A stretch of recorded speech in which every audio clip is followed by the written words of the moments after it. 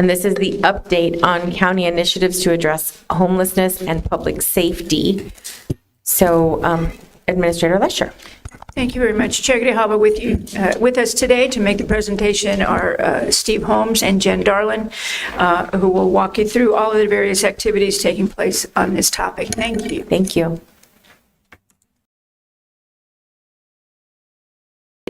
And I would respectfully propose that where we're at today compared to where we were before the pandemic is twofold, right? The need of homelessness out there is almost double what it was before the pandemic came in.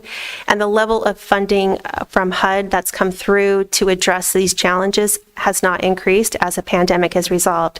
So we have twice as many, potentially, people experiencing unsheltered homelessness, and we're back to pre-pandemic level funding.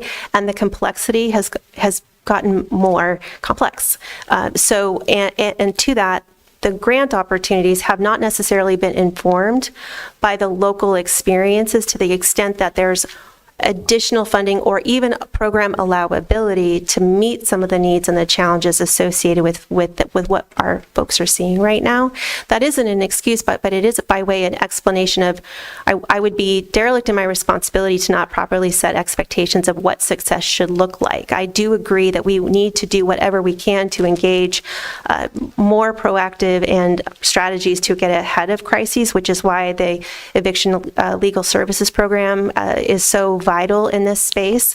We do need more proactive conversations with our shelter partners to encourage low barrier settings and removing as many obstacles to accepting services as possible. That includes considering the configuration of a shelter setting to be less congregate and more allowable for partners, because when we do hear a refusal to go into shelter, it isn't simply about families. A family can be my partner in an encampment setting is my sense of security. We have shelters that are set up for individuals in congregate settings and family units meant for a single parent and children.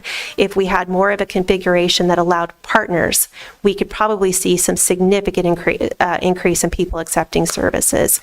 So there's a myriad of opportunities to be thinking about how we deal or how we program our dollars that we have.